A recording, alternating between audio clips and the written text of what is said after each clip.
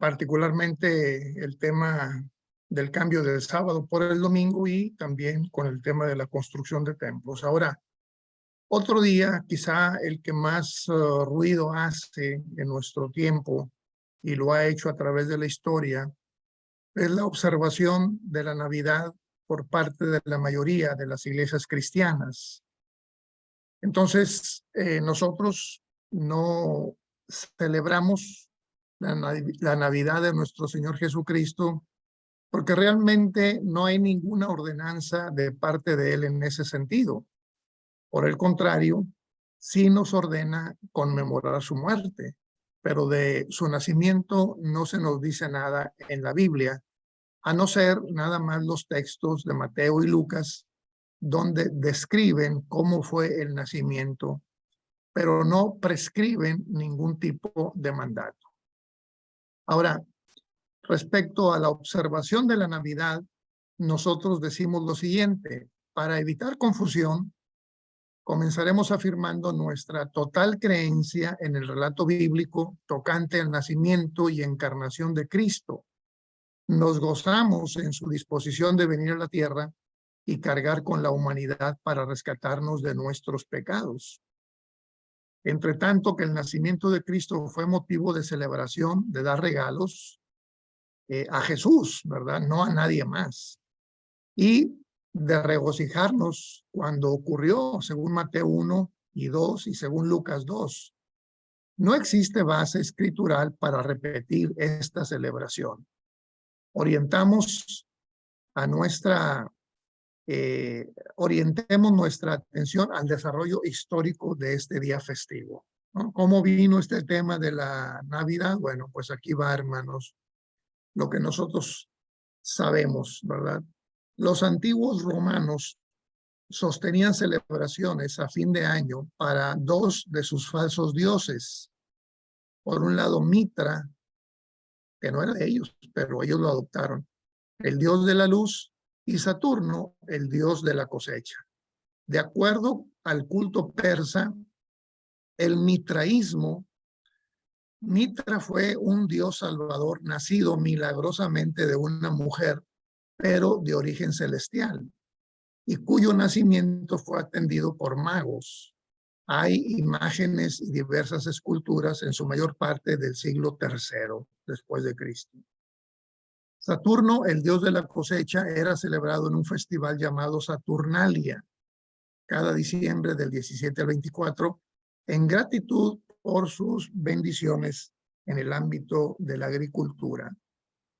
Estos festivales antiguos vinieron a ser muy populares en el Imperio Romano, allá por el siglo IV después de Cristo, debido en gran parte al hecho de que el emperador Aurelio nació el 25 de diciembre y fue promulgado Sol Invictus, que quiere decir Sol Invicto. Un festival titulado Natalis Solis Invicti, nacimiento del Sol Invencible, fue conducido en su honor y fue asociado con el falso dios Mitra el 25 de diciembre de cada año. Pero repito, hermanos, esto tiene que ver ya con el siglo IV después de Cristo. Antes no hay datos de que los cristianos celebraran la Navidad. Estas celebraciones fueron, diríamos, elementos que habían sido populares entre los paganos más antiguos, los cuales incluían la celebración, decoración con mucho verdor, cantos, intercambio de regalos, velas, decoraciones, fuego de chimenea y bebida apropiada al día. Durante el siglo IV, la Iglesia romana, aún en desarrollo, tomó prestada esta celebración pagana y la reacomodó en honor al nacimiento de Cristo. Fue lo mismo que hicieron los españoles en su época de conquista en América Latina. Muchos de los cultos paganos que se tenían entre los indígenas, las etnias de América, sobre todo de América Latina, pues fueron diríamos, sustituidas por celebraciones aparentemente cristianas, ¿no? Es decir, se hacía una especie de fusión entre lo idolátrico, lo pagano con lo cristiano, ¿no? Eso se llama sincretismo y está prohibido en la Biblia. Así pues, la primera celebración que se registra del nacimiento de Cristo fue el 25 de diciembre del año 336 después de Cristo, 11 años después del concilio de Nicea. Inicialmente esta festividad tenía por nombre la Natividad de Cristo. La versión inglesa Christus Mass no fue reconocida sino hasta el año 1123. Después de la visión corta de Navidad, Christmas fue usada por primera vez en 1568. De esta manera podemos ver que la celebración del nacimiento de Cristo fue inspirada y fundamentada en festivales paganos populares de esa época en el Imperio Romano. Ni siquiera un solo elemento de esa celebración fue ajeno a las festividades paganas. Tanto las fechas como los símbolos, es decir, decoraciones y tradiciones, permanecen inalterables. La única diferencia es que Mitra, Saturno y el emperador Aurelio fueron reemplazados por Jesucristo como el objeto de adoración y celebración. Pese a los esfuerzos hechos de poner a Cristo detrás de la Navidad y purgarlo de los elementos paganos, la celebración moderna de este día festivo, particularmente en Estados Unidos, es consistentemente marcada por el mismo símbolo y atracción pagana como lo fue en el origen, incluyendo la fecha, las decoraciones, la celebración tradicional, el intercambio de regalos y la misma idea de celebrar el nacimiento del cual hablamos. Si usted se fija, ¿cuáles serían las características en la fiesta de la Navidad que celebra la gente? Va a darse cuenta que es exactamente lo mismo que hacía la antigua Roma. El tema del intercambio de regalos, el tema de decorar,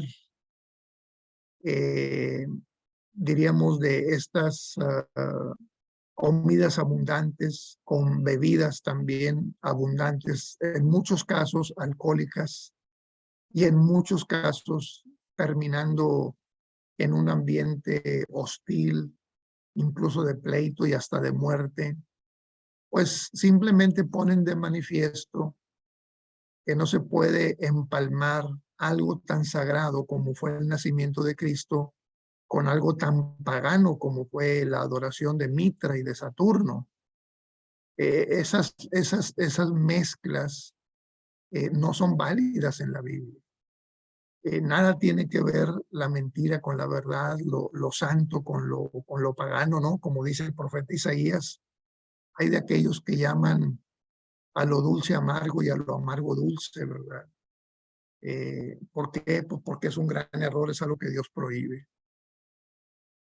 Y luego entramos, hermanos, bueno, eso fue solo en relación con el tema de la Navidad, prácticamente son datos que se confirmaron, pero luego entramos ahora a la celebración de la Pascua, ¿no? Nuevamente, para evitar confusión, evitamos nuestra creencia y aceptación en el relato bíblico de la resurrección corporal de Cristo entre los muertos y acogemos el aporte teológico de este evento en las Escrituras, porque la Biblia dice, y si Cristo no resucitó, vana es nuestra predicación y vana también es nuestra fe. Y si Cristo no resucitó, vuestra fe es vana y aún estáis en vuestros pecados, según Primera de Corintios. Ahí están las citas. ¿Qué queremos decir con esto? Bueno, dos cosas. Primero, nosotros realmente no celebramos la Pascua. La Pascua es una solemnidad de las 7 anuales que tiene el pueblo de Israel según Levíticos 13, ¿verdad? La Pascua es algo absolutamente judío. Nosotros celebramos la Cena del Señor. Hay un texto, efectivamente, en 1 Corintios 5, donde Pablo dice, porque nuestra Pascua, que es Cristo, fue sacrificada por nosotros. Eso lo dice la Biblia, ¿verdad? Es decir, Cristo fue el Cordero pascual, diríamos, ¿no? Que fue sacrificado por nosotros. Pero él, antes de morir, ¿verdad?, establece el nuevo pacto en el cual simplemente hay pan ácimo y fruto de la vid, ¿no? Ya lo estudiamos ese aspecto, ese punto, ¿no? Entonces, realmente la Pascua es una solemnidad judía, ¿verdad?, que simplemente representaba también no solo la salida de Egipto a la tierra prometida, sino también en el caso nuestro, salir del pecado, de la muerte, a la salvación y vida eterna, porque pues Cristo es nuestro Salvador, ¿verdad? Y Pablo dice, porque nuestra Pascua, que es Cristo, fue sacrificada. Note el verbo ser o estar en tiempo pasado. Fue sacrificada. Es decir, no lo sacrificamos cada año. Conmemoramos su muerte, ¿verdad? Pero no lo sacrificamos cada año, no, simplemente su sacrificio único en la cruz, en un solo evento, fue suficiente para nuestra salvación. Entonces, pero en la tradición católica sí hay esta idea, ¿verdad?, de la Pascua, ¿no? Y vamos a ver lo que se dice, ¿no? Sin embargo, no existe ningún mandamiento para celebrar el día en que Cristo resucitó. Tampoco existe ninguna escritura que indique que los seguidores de Cristo así lo hicieron. Más bien, en cuanto a su muerte, la resurrección de Cristo fue recordada y proclamada en el memorial anual de la Cena del Señor y a través de todo el año mediante la predicación, enseñanza y partimiento del pan entre los creyentes. Eso sí, ¿verdad? Pero repito, no la Pascua al estilo católico. La primera mención post-bíblica de este día festivo, que eventualmente sería conocido como Easter en inglés, Pascua, fue en una controversia en el siglo II entre Policarpo, obispo de Esmirna, y Aniceto, obispo de Roma, concerniente al día exacto de la Pascua. Era una costumbre en ese tiempo para muchos en el Oriente, incluyendo a Policarpo, guardar la Pascua cristiana el 14 de Nisan según el calendario judío, porque en ese día era cuando ellos conmemoraban la muerte y resurrección de Cristo. Aunque repito, la Biblia no habla de una celebración sobre la resurrección de Cristo. Estos son simplemente los antecedentes para que ustedes sepan de dónde vienen las creencias de la mayoría de los cristianos. Muchos en el occidente, incluyendo Aniceto, sostenían la opinión de que la Pascua debía celebrarse el domingo que seguía al 14 de Nisan. Aquellos que favorecían esta fecha buscaban asentar que la resurrección de Cristo se celebraba siempre en domingo, el día en que ellos creían que Cristo había resucitado y al cual ellos habían asignado un significado santo. Pero el único día santo es el sábado. El debate de la Pascua continuaría por muchos años. En el siglo 190 después de Cristo, Víctor, obispo de Roma, excomulgó a las iglesias del oriente de Asia por guardar la Pascua, en este caso la Cena del Señor, en la fecha bíblica.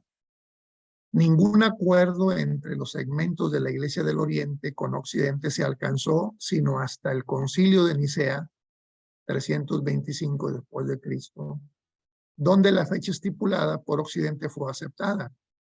Desde ese entonces en adelante, muchos cristianos han celebrado la resurrección en domingo, siguiendo la primera luna llena después de la primavera en el hemisferio norte. Es curioso, hermanos, cómo hay una contradicción muy grande respecto de las fechas, porque siguiendo estas tradiciones, se ponen, diríamos, solemnidades que la Biblia no tienen, que en la Biblia no tienen ningún respaldo. También fue determinado en el Concilio de Nicea que si este proceso de fijación hiciera que la resurrección cayera en el actual día 14 de Nisan, entonces habría que posponerlo para el siguiente domingo, para que de ninguna manera coincidiera con la Pascua bíblica o judía, ¿verdad? Esta decisión fue una de muchos pasos a través de la historia de la Iglesia que desligó efectivamente la conmemoración de muerte y resurrección del Señor de sus raíces bíblicas, frecuentemente bajo el fino y delicado velo del disfraz antisemítico. ¿Por qué? Porque hubo siempre esa tensión y sobre todo Roma, como lo comentamos antes, en el siglo IV ya se desvincula completamente del judaísmo. Y nosotros no, hermanos, porque nosotros, aunque no somos judíos, sí reconocemos que el cristianismo nace del judaísmo.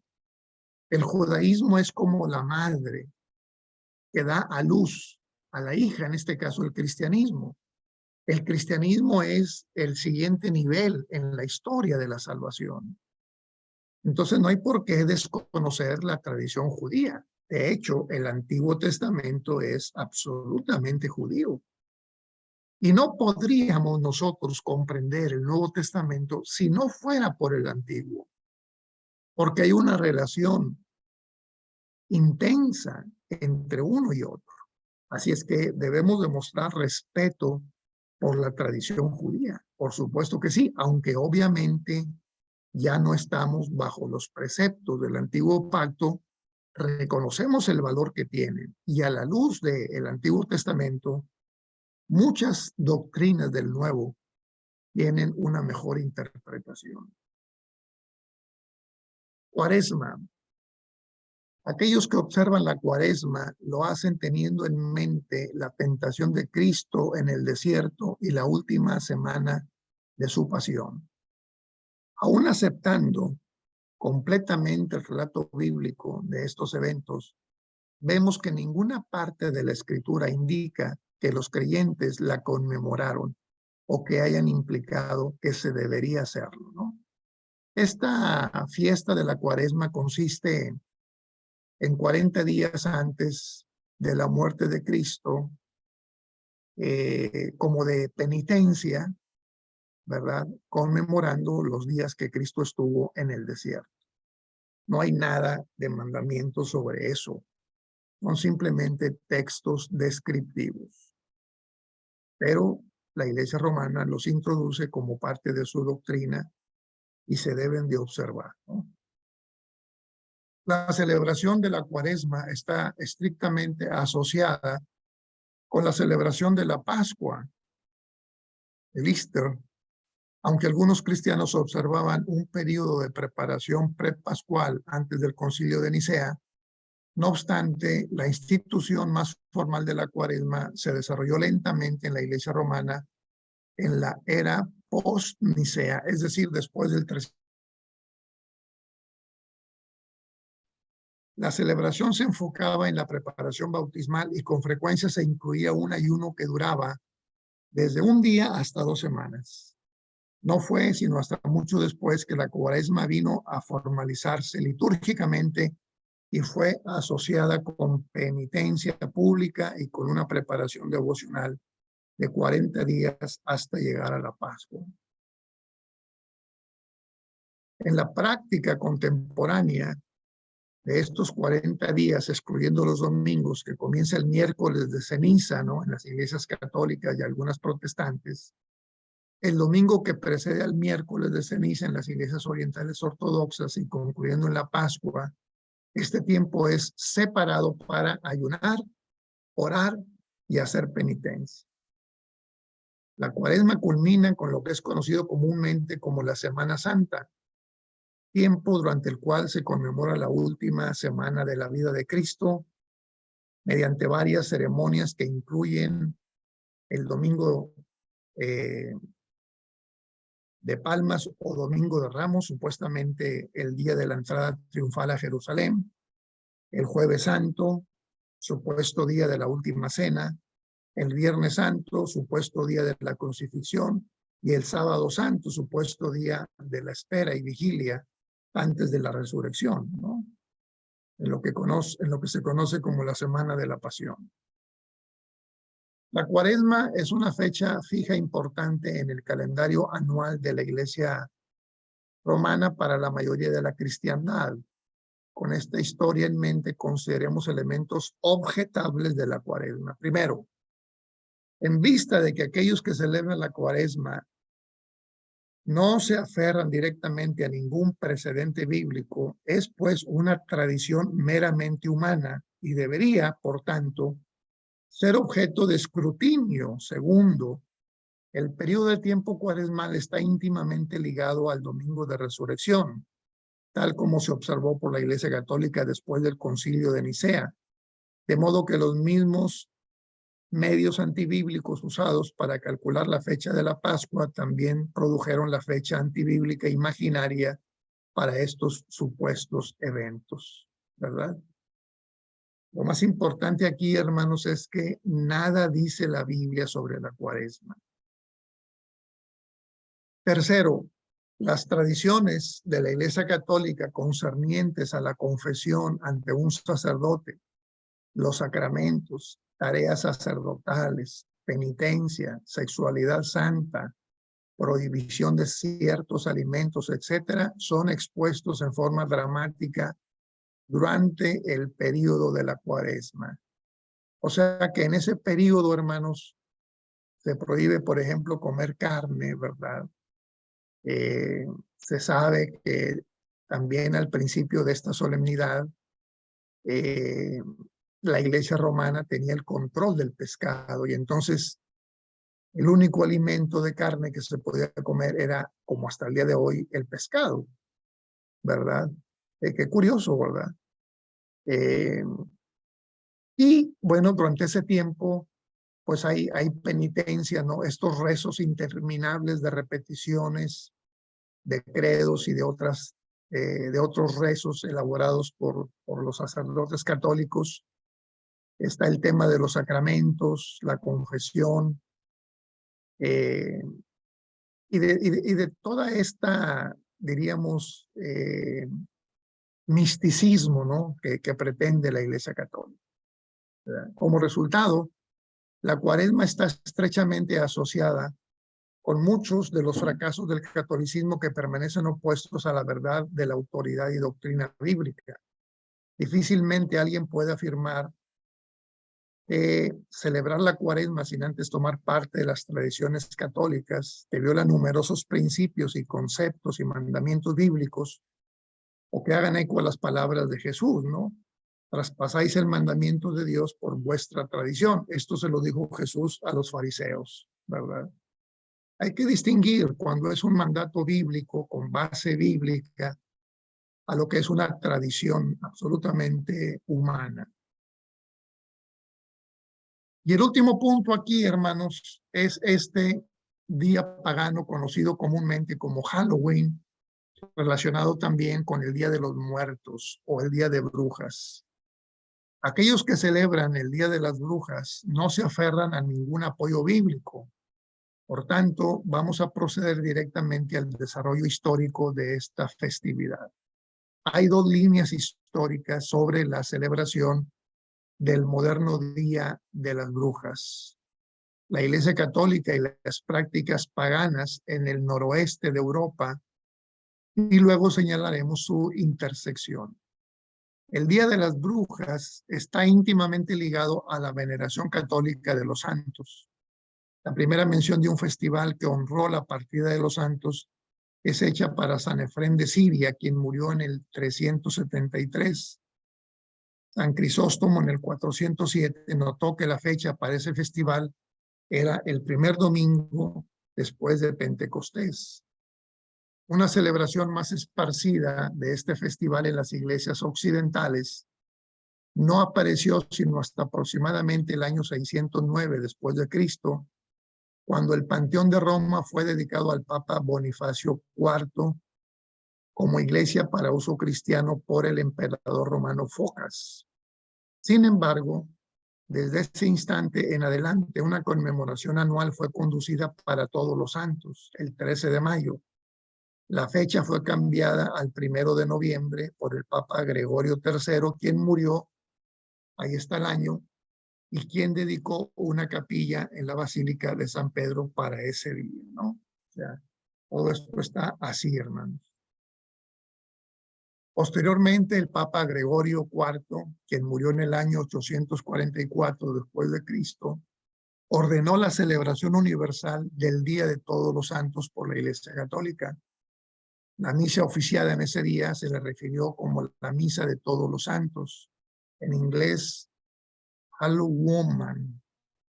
La noche previa a esta celebridad vino a ser conocida como Halloween, que significa la noche de todos los santos, y eventualmente solo quedó Halloween en inglés, el Día de Todas las Almas, celebrado el 2 de noviembre, que fue adherido posteriormente y vino a ser popularizado mediante Odilio de Cluny en el 1900, quien en 998 después de Cristo ordenó que la casa benedictina de su orden celebrara el festival anualmente. En 1915 el Papa Benedicto XV autorizó a los sacerdotes para que celebraran 3 misas el Día de Todas las Almas, en un honor que estaba antes reservado solo para la misa de Cristo. Habiendo trazado la línea católica, ahora enfocamos nuestra línea histórica al Día de las Brujas, Halloween, y aquí los antiguos celtas de las Islas Británicas junto con el norte de Francia celebraban el Año Nuevo el día 1 de noviembre. En conjunción con esta fiesta, otro festival se realizaba la noche anterior, 31 de octubre, para adorar al señor céltico de la muerte, Shamaín, quien ellos creían que daba permiso a las almas de los muertos para que regresaran a sus hogares terrenales en esa noche específica. La celebración marcaba el inicio del invierno, la muerte, la decadencia, lo helado, es decir, todo lo que tiene que ver con el mundo siniestro. Una compañía de sacerdotes paganos llamadas druidas, brujos o adivinos, supervisaba las prácticas religiosas célticas. Los druidas llamaron a los célticos para extinguir el fuego de sus corazones y en su lugar construyeron una enorme hoguera sobre la cual ellos quemaron ramas de roble, animales, cosechas y eventualmente personas. De esa hoguera, las familias reiluminarían su propio corazón, ¿verdad? Estas son algunos de los rituales que hacían los célticos y luego unidos con estos brujos o adivinos llamados druidas, ¿verdad? El vestuario apropiado, hecho de pieles y cabezas de animales, frecuentemente marcaba dicha celebración. A menudo, brujas y druidas leían la forma de la gente usando las entrañas de los animales que había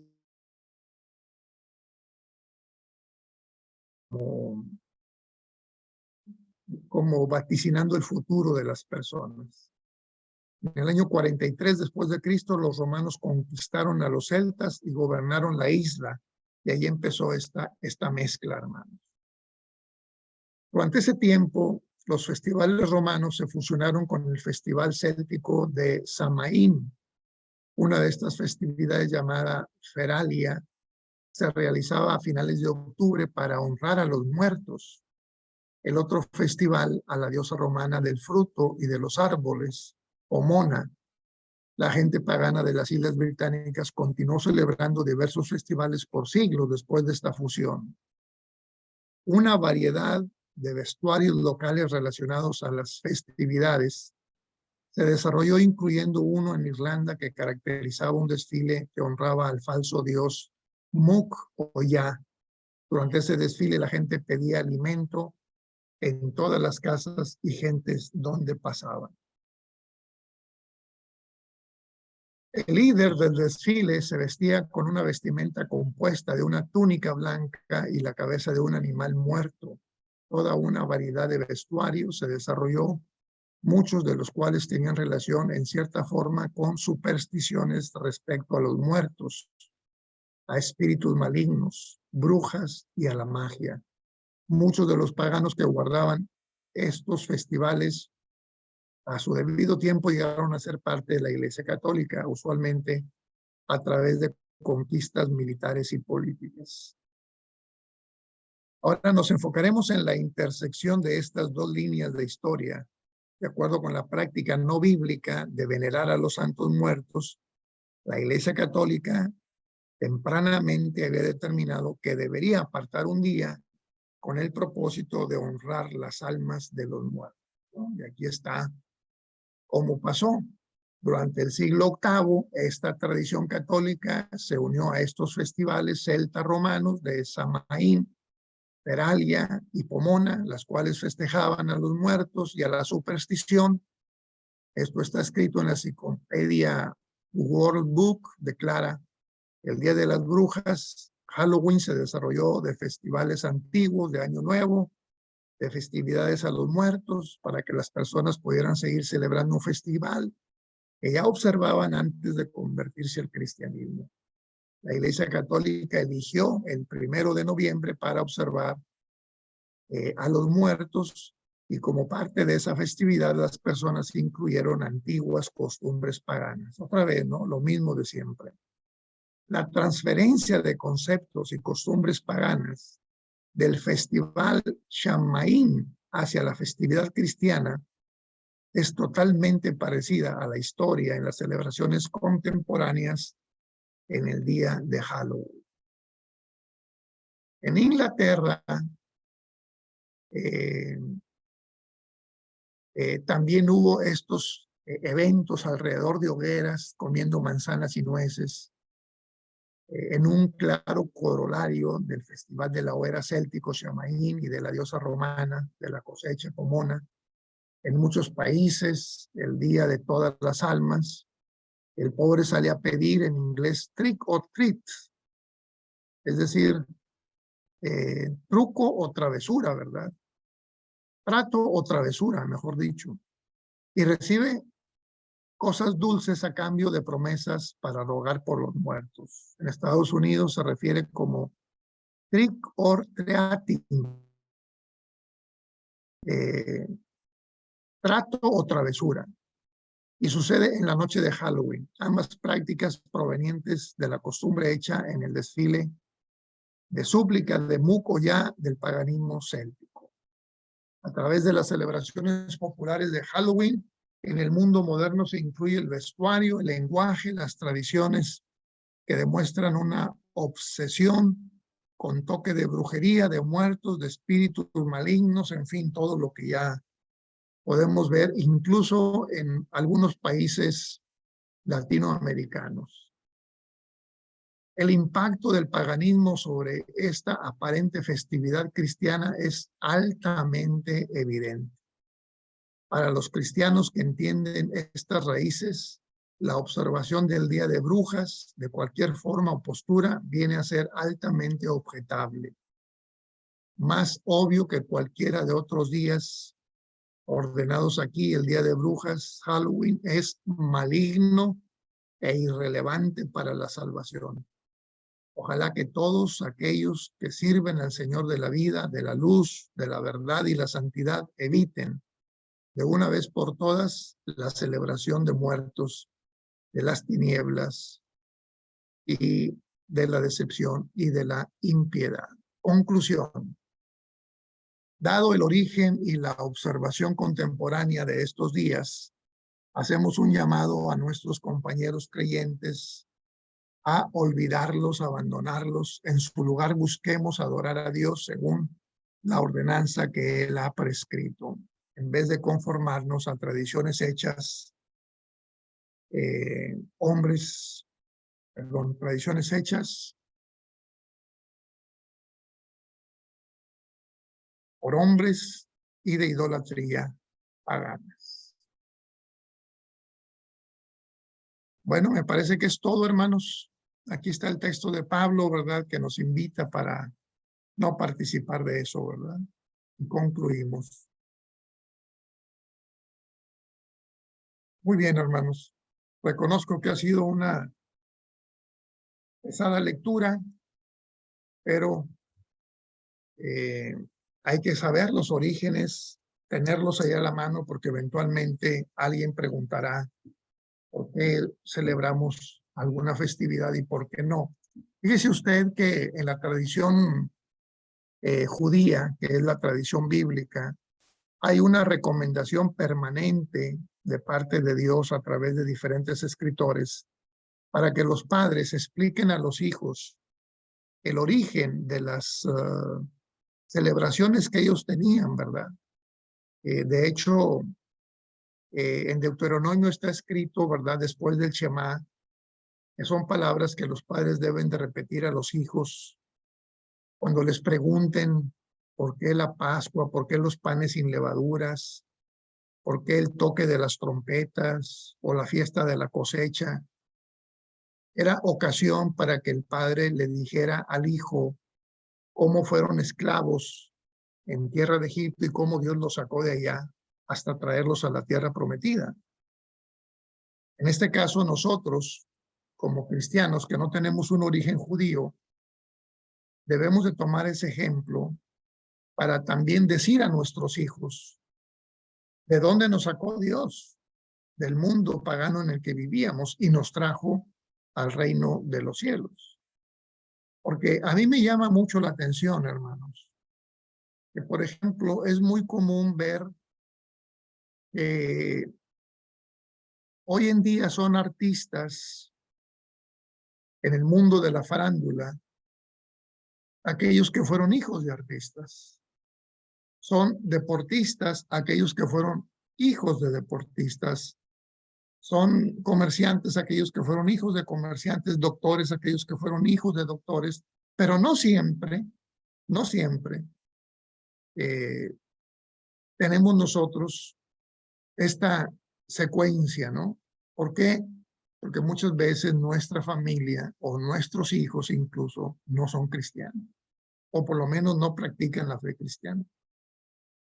Es curioso cómo las disciplinas en el mundo sí se dan. Es ingeniero, bueno, el hijo sigue la ingeniería. Es médico, bueno, el hijo sigue la medicina, en muchísimos casos. Ojalá que así fuera también, digo yo, como una reflexión de la clase, ¿no? Que también nuestros hijos fueran también profesando la fe cristiana, ¿verdad? Sería algo grandioso y yo creo que no habría dónde poner tanta gente, porque serían miles y miles de personas. Un problema que tiene la iglesia cristiana hoy en día es que en el caso sobre todo de los países desarrollados de Europa, de Estados Unidos, Canadá, Australia, los hijos no están siguiendo el camino de la fe. Han optado por lo secular, ¿no? Lamentablemente. Y pues hay muchas iglesias que se están quedando solo con ancianos y semi vacías, ¿no? Entonces hay que reavivar la fe, ¿no? Enseñarle a los hijos, a nuestros hijos por qué somos lo que somos y por qué creemos lo que creemos. Bueno, ya estoy predicando, hermanos. Perdón, perdón, ¿verdad? Pero aquí hacemos un paréntesis para la clase.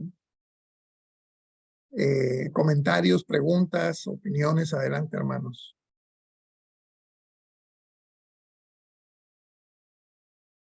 La próxima clase voy a compartir con ustedes todo el tema que tiene que ver con el matrimonio, el divorcio y el nuevo casamiento, para que también sobre ese tema tengamos algo que decir a los que nos preguntan. ¿Por qué? Pues porque es el pan de cada día. Lo que antes vimos como una posible amenaza, ahora la tenemos dentro ya de nosotros, ¿no? Hay que hablar sobre eso y hay que ver lo que dice la Biblia al respecto y cómo creemos nosotros. Adelante, Veré. Bueno, pasa a todos, hermanos. Gracias, pastor. Permiso. Bueno, la verdad que parecerían temas los que hoy tocó como muy conocidos, ¿no? Pero que ciertamente a pocas veces profundizamos en ellos y cuando se nos presenta en alguna ocasión alguien que nos pregunta al respecto, nos quedamos a veces como ellos, ¿no? Con la misma pregunta, ¿y qué le digo? ¿Qué le respondo? Damos a veces por sentado cosas o las obviamos sin ahondar. Y la verdad que la clase hoy estuvo bastante interesante porque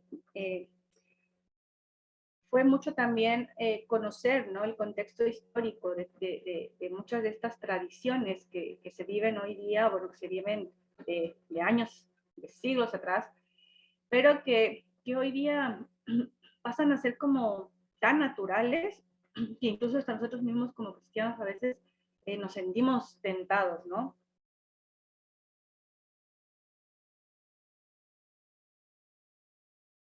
Estudiando de manera presencial o los que miran las grabaciones y muchos hermanos, no tenemos ese problema de dudar del día de reposo y en algún momento irnos por un domingo. Pero creo que sí a muchas otras denominaciones les sucede porque he platicado con gente que conocemos de otras denominaciones y muchos están conscientes de que el día de guardar es el sábado. Pero curiosamente dicen, pero no pasa nada, es como que no le dan la importancia, la relevancia que tiene este mandamiento. Primera. Y segunda, que muchos reconocen que no les conviene, sobre todo si son gente que se dedican al comercio o que tienen un trabajo que les implica sí o sí estar presentes hasta el día sábado. Y muchas veces lo ven como, bueno, pero es que es el día que más se vende, es que todavía este día yo puedo trabajar y, y es como que no asumen la importancia que tiene este mandamiento. Y, y le digo que así, no hace mucho, en un par de meses, llegaron unos vecinos nuevos al barrio y son cristianos también. Y me dio curiosidad que platicando con el nenito, el hijo de este matrimonio, eh, me decía, ¿por qué ustedes se reúnen el sábado? Y yo le empezaba a explicar al nene y la mamá le dijo, recuerda el Shabbat, ¿has leído sobre el Shabbat? Y el nene le dijo, sí, ¿y qué es ese día? Y él dijo, el día de reposo. Dijo, bueno, por eso ellos guardan el sábado. No me dejó terminar a mí, ella lo tenía muy claro, pero ellos se congregan los días domingo y el día sábado trabajan, ¿no? Tienen un kiosco, le llamamos acá, una tienda, y bueno, mucha gente así vive, ¿no? Conscientes del día de reposo, pero es como que les da lo mismo. Y por ahí el tema de la Navidad, pastor, es algo que me llama la atención porque eh, hablo desde, por ejemplo, desde mi experiencia y tiene que ver mucho también con esto del Halloween tal vez, respecto que son costumbres o tradiciones que se han venido celebrando eh, y que pocos a lo mejor tal vez hemos investigado, hemos abordado los temas de manera profunda y saber de dónde proviene todo esto. Cuando, bueno, en la escuela yo lo aprendí, dije, es impresionante cómo a nivel historia todo esto que usted nos dijo se sabe, pero la gente sigue celebrándolo, sigue festejándolo como algo que es válido, que está bien, aunque saben que pues todo está a la inversa hablando de la cuestión religiosa, si se quiere llamar así. Pero creo que algo que yo en lo particular como hija lo experimenté y que tiene que ver con lo que usted comentaba ahora al final respecto de que por qué en otras disciplinas la gente tiene un médico, hijos doctores, médicos, un ingeniero tiene hijos ingenieros y así sucesivamente, y por qué a nosotros como cristianos no nos pasa lo mismo. Cuando yo era chica, en la escuela mi mamá tenía algo bien claro. Nosotros no participábamos en ninguna actividad que tuviera que ver con pastorelas, el día de la Navidad, ese tipo de festejos nunca nosotros participamos. Ella nos era bien clara en decirnos, esto no es así por esto, por esto, por esto. Nosotros creemos en esto, nos aclaraba todo, nos sacaba la Biblia y nos explicaba, y decía, no te preocupes, yo voy y hablo con la profesora. Y mamá siempre fue a negociar a la escuela para que nosotros no participáramos en ese tipo de actividades a cambio de algo, hacer trabajos extra, lo que fuera, pero con tal de que nosotros no participáramos. ¿A qué voy con esto, pastor? Creo que hoy en día estamos muy relajados muchas veces. Yo no soy mamá, pero creo que sí pasa. Muchas veces nos relajamos al punto de decir, bueno, pero es algo de la escuela, que es un requisito escolar y bueno, tiene que cumplir y que lo haga.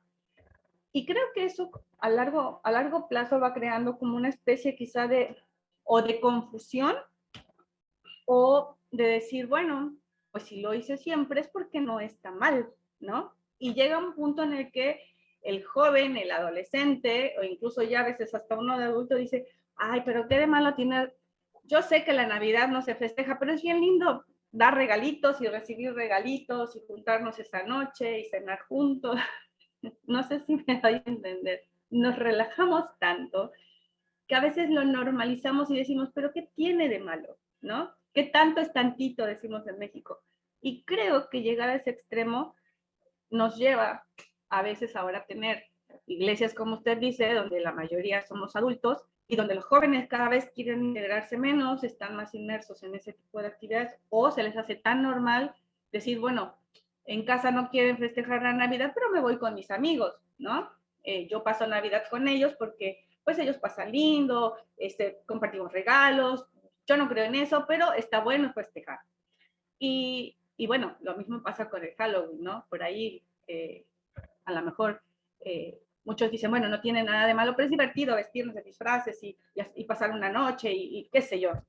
Eh, Esto de decir, lo voy normalizando desde chico, a la larga pasa que uno lo ve tan normal que después dice uno, bueno, pues, ¿qué tanto es tantito? Igual yo sigo creyendo que no está bien. Yo no lo hago con el afán que otros lo hagan, pero creo que eso solamente nos hace vivir, me parece a mí, mi apreciación, eh, un cristianismo light, de decir, bueno, así como permitimos festejar una noche de Navidad o festejar un Halloween o un Día de Muertos en México, pues qué más da después festejar otras cosas o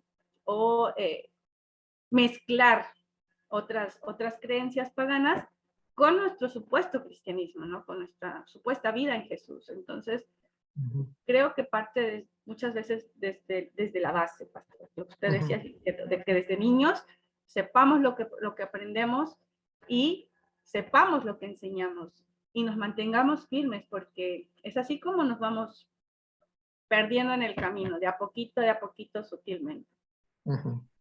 Gracias, Veré. Fíjate que en el caso que comentas de el domingo con relación al sábado, en el texto que leímos de Daniel, se dice que la cuarta bestia es la más grande de todas, el cuarto imperio es el más grande y realmente en cuanto a extensión se refiere, sí, el reino imperial de Roma superó al babilónico, al de los asirios, al de los griegos, porque el alcance fue mucho mayor. Y Constantino da un golpe maestro porque él establece por decreto que el domingo no se va a trabajar. Ahí fue donde, como se dice comúnmente, nos pasó a perjudicar, ¿verdad? Porque él establece que el domingo se va a descansar, que no hay trabajo. Y entonces, que es el día que deben de ir a la iglesia. Y hasta el día de hoy, ¿no? En la mayoría de los países el domingo no se trabaja, ¿verdad? Y eso le facilita a la gente irse a la iglesia. Aunque repito, como lo hemos visto y sabemos, no tiene ninguna base escritural, pero lo político también tiene un peso muy fuerte, ¿no? Y lo otro, bueno, me parece que el tema en general es el tema de las convicciones, ¿no? ¿Qué tan fuertes son nuestras convicciones de nosotros como padres? ¿Verdad? Cristo fue un hombre de convicciones, porque por esas convicciones él convenció a los demás. Nadie que no tenga convicciones puede convencer a nadie. Debe haber un convencimiento propio para después convencer a los demás. Entonces ahí está el punto, ¿no? ¿Qué tanto creemos lo que creemos? ¿Hasta qué punto creemos lo que creemos? ¿Es una convicción superficial o es una convicción profunda, verdad? Y es una cuestión finalmente de conciencia, también eso. Pero sí vale la pena reflexionar sobre el futuro de nuestra iglesia, ¿no? Cómo están los jóvenes, los adolescentes, los niños, qué tan sólidos están siendo formados. Es una tarea de todos que tenemos que enfrentar. Gracias, Bere, por tu participación.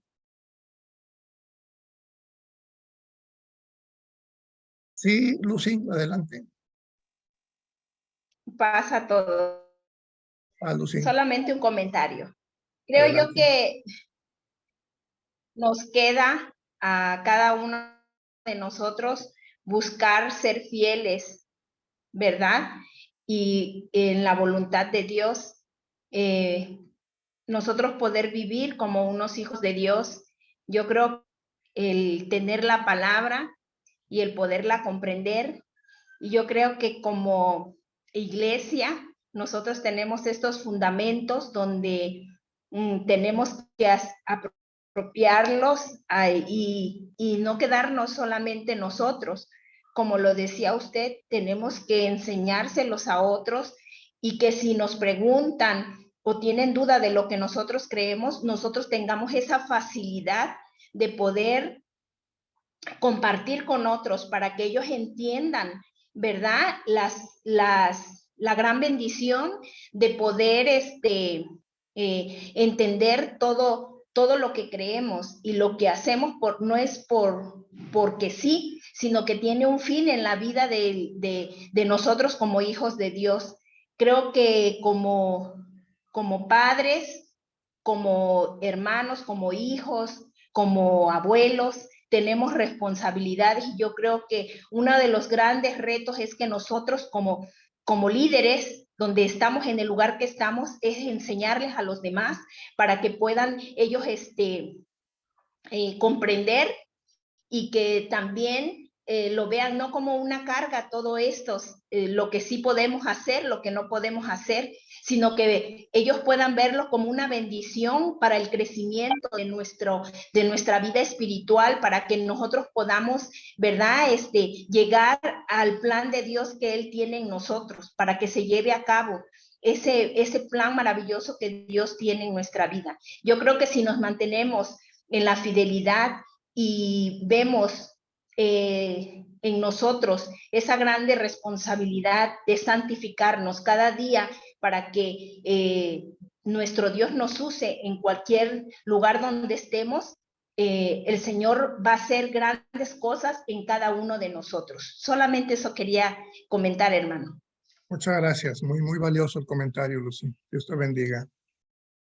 Muy bien. Decíamos, hermanos, también al principio de la clase que hay otros días, ¿verdad?, de los cuales la Biblia no dice nada, que han surgido en la historia de la humanidad y que a veces son causa también de cierta controversia, ¿no? Por ejemplo, el Día del Amor y la Amistad, la celebración de cumpleaños, o también de aniversario de bodas, o de aniversario de una congregación, o de años en el ministerio de algún siervo de Dios. En fin, hay una gama importante de otros días que en algunos países se condenan porque se consideran también paganos, y en otros países se celebra sin ningún problema, ¿verdad?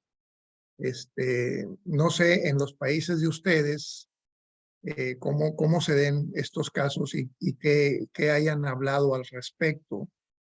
Me refiero, por ejemplo, también aquí en Estados Unidos, como en México, el Día de la Independencia es un día muy importante para los ciudadanos. Acá en Estados Unidos, el Día de Acción de Gracias, el tercer jueves de cada noviembre, es también un día muy importante. Se paraliza prácticamente toda actividad en un puente largo de festivos. Y hay crítica, ¿no? Porque dicen, no, es que esos no son días bíblicos para guardar, ¿verdad? Hay quienes también condenan la celebración de cumpleaños. ¿Hay alguna controversia de estas, alguna pregunta sobre esto, hermanos, que quieran hacer para tratar de definir estos temas?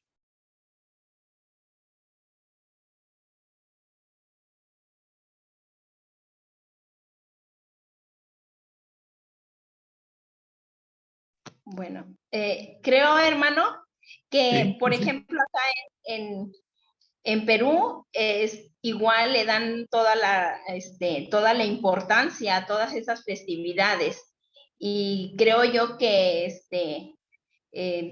tienen algunas festividades que ellos tienen, por ejemplo, acá tienen una festividad que la mayoría de Perú se levanta en esas fechas, es de Santa Rosa de Lima.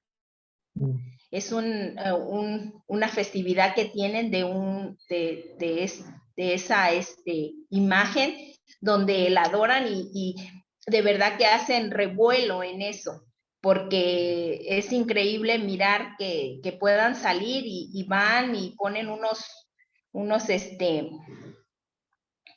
como si fueran ¿cómo se dice?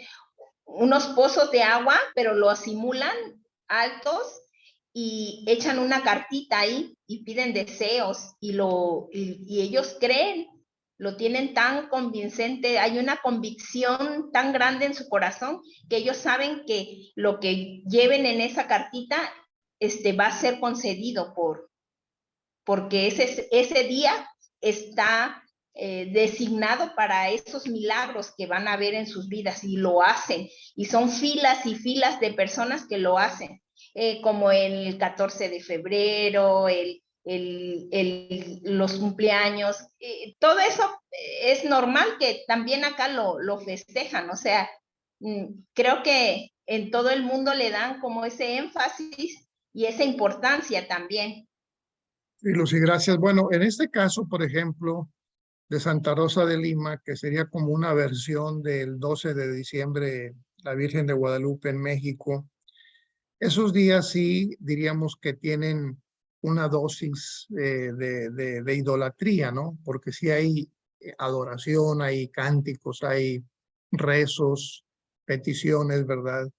Y por supuesto que eso bíblicamente sí se puede, diríamos, condenar, ¿no? O sea, no estamos de acuerdo con eso porque sí es un acto de idolatría.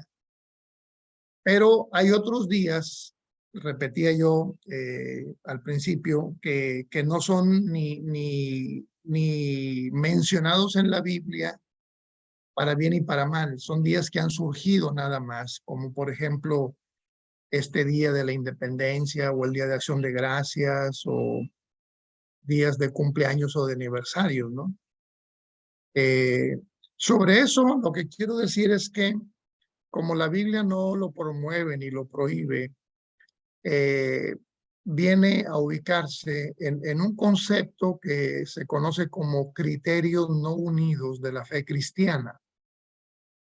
Criterios no unidos de la fe cristiana. Es un título en donde podemos colocar muchas cosas para tener una posición al respecto. Por ejemplo, ¿aplaudimos o no aplaudimos cuando cantamos? ¿Podemos bailar, danzar o no podemos danzar? ¿Está permitido ir al cine o no? ¿Al teatro vamos o no vamos? ¿Celebramos aniversario de bodas o no celebramos? ¿Podemos usar aretes? Ya no nada más las mujeres, sino también los hombres o no. Collares, pantalón, en el caso de las mujeres. Todo este tipo de cuestiones con las que vivimos día con día. La celebración de cumpleaños o aniversario. Entonces, todos esos son temas, hermanos, en donde no tenemos la suficiente claridad en la Biblia como para tomar una posición, ¿verdad? Lo más fácil es condenarlo todo, ¿no? Como mucha gente hace. Todo está condenado, todo está satanizado, ¿verdad? Pero no es así. Simplemente son, repito, criterios no unidos. Es decir, no estamos unidos sobre esos temas, pues precisamente porque en la Biblia no hay claridad sobre eso. Y algunos pocos textos que hay muchas veces son mal interpretados. Por ejemplo, nosotros no celebramos el cumpleaños porque ese día le cortaron la cabeza a Juan el Bautista. Esa es la razón que se da, ¿no? Herodes mandó matar a Juan el Bautista y que le cortaran la cabeza en una celebración de cumpleaños porque su esposa sí se lo pidió, ¿verdad? Porque odiaba a Juan el Bautista. Pero yo sé de muchos casos en donde, si no es que en todos, ¿verdad? Celebración de cumpleaños a nadie se le corta la cabeza, o sea, no por el hecho de que a Juan el Bautista le cortaron la cabeza en un día de cumpleaños de la reina, acá a todo el mundo se le tiene que cortar la cabeza. Pero la gente toma algo de la Biblia para satanizarlo todo. No es correcto eso. Otra vez son criterios no unidos de la fe cristiana. Y entonces, en ese sentido, vienen a ser cuestiones meramente de conciencia de cada quien, ¿verdad? Y ahí Romanos 14 funciona muy bien, porque en Romanos 14 hay controversias sobre comer o no comer carne, etcétera. Hay quienes son vegetarianos. Y entonces Pablo termina diciendo ahí, mira, si tú haces algo y eso daña a tu hermano porque es flaco en la fe, entonces evítalo para que no se ofenda, ¿verdad?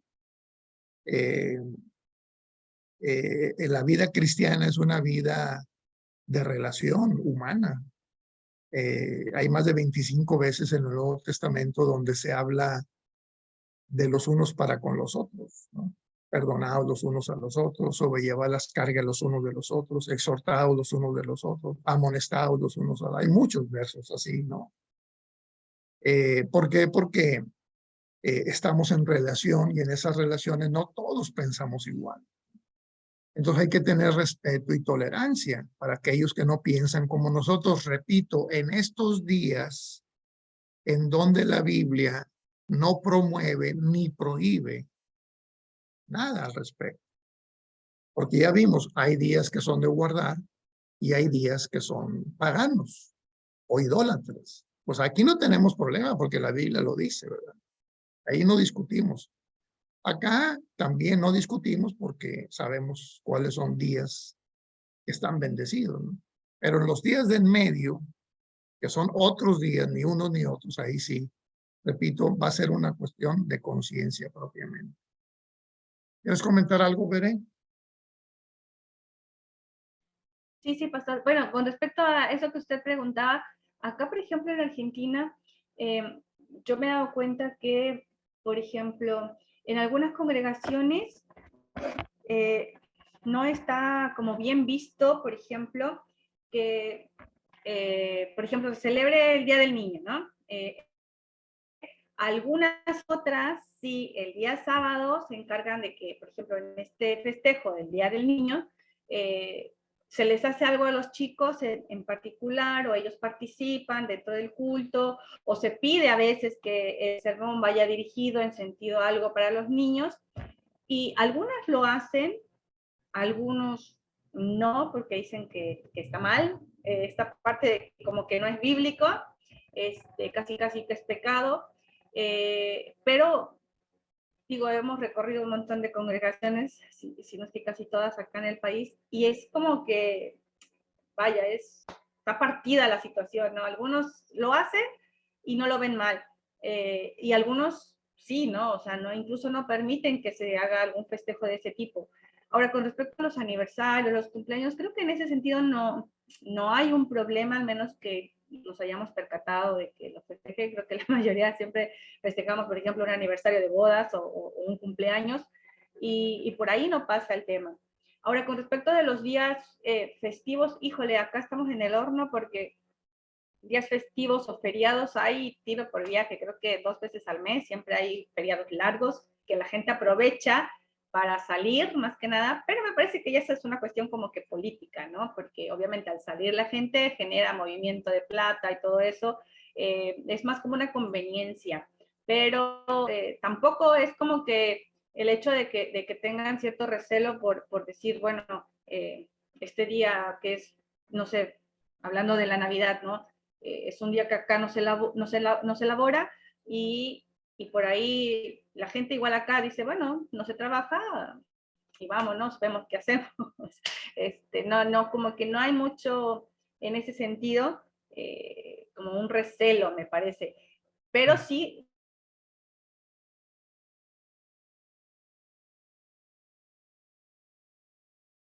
algunas iglesias les parece bien hacer algo representativo, alusivo dentro de las actividades de la iglesia, y otras que dicen no, porque pues, es pecado. Entonces, es relativo. Bueno, en esos casos, justamente creo que tenemos que actuar con respeto y tolerancia, porque repito, no hay una posición bíblica bien definida que sea clara, no la hay. Entonces, queda a conciencia de cada quien y en ese sentido somos diferentes, con historias diferentes, venimos con diferente personalidad, cada uno de nosotros. No hay dos seres humanos en el mundo que sean iguales.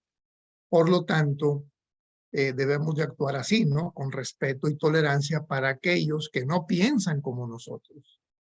Ahí podemos aplicar Romanos 14. Y lo más preciado sería esforzarnos por mantener la unidad de la iglesia en medio de esta diversidad, ¿no? Que es otro desafío que como iglesia tenemos, ¿no? Porque Dios nos ha hecho diversos. No somos iguales. No hay dos personas que sean iguales, ni siquiera físicamente, menos psicológicamente, ¿verdad? Pero la Biblia realmente no habla de uniformidad. La Biblia habla de unidad. Es diferente el concepto, ¿verdad? Si Dios nos hubiera querido iguales o uniformados, nos habría hecho iguales, pero nos hizo diferentes. Entonces, emocionalmente, en todos sentidos somos diferentes, por eso es importante el respeto y la tolerancia en estos días y en otros aspectos, ¿no? de la vida diaria, ¿no? Hay mucha diferencia entre unos países y otros. Tenemos un testamento de fe con puntos que son, diríamos, básicos, ¿verdad? Pero en muchos otros hay completa libertad, ¿no? Por ejemplo, los estilos de adoración, ¿no? En las iglesias afroamericanas o africanas, el culto, los cánticos de adoración son auténticas celebraciones llenas de danza, de aplauso, de muchos cantos, de gritos de júbilo, de expresiones que, por ejemplo, en el caso de los anglos son impensables, ¿verdad? Porque ellos no se mueven, simplemente cantan muy formales, ¿no? Entonces, tenemos que estirar nuestra mente para ver que somos diversos, pero estamos unidos en Cristo. Muy bien, hermanos. Pues creo que vamos concluyendo entonces nuestra clase de hoy. Nos vemos, si Dios quiere, el próximo lunes para abordar el tema del matrimonio, del divorcio y de los nuevos casamientos que están abundando hoy en día. Muy bien. Bere, ¿nos quieres despedir en oración, por favor? Claro que sí, pastor. Con gusto. Oremos. Te bendecimos, Padre, y te damos las gracias por esta bendición que nos regalaste hoy, Señor, de poder sentarnos una vez más, Señor, y a la luz de tu palabra, estudiar algunos puntos, Señor, que a veces asumimos como hechos, como conocidos, pero que pocas veces profundizamos en ellos. Gracias por la inteligencia, la sabiduría que has puesto en nuestro pastor Ramón, y también, Señor, por lo que tú has permitido que a través de tu Espíritu Santo trabaje en cada uno de nosotros. Síguenos bendiciéndonos, Padre, donde quiera que estén cada uno de mis hermanos, los que han de mirar también la transmisión grabada. Bendíceles enormemente, Padre. Ponemos nuestra vida en tus manos, pues te pertenece, dándote gracias y diciéndote que te amamos en el nombre de Cristo Jesús. Amén. Amén.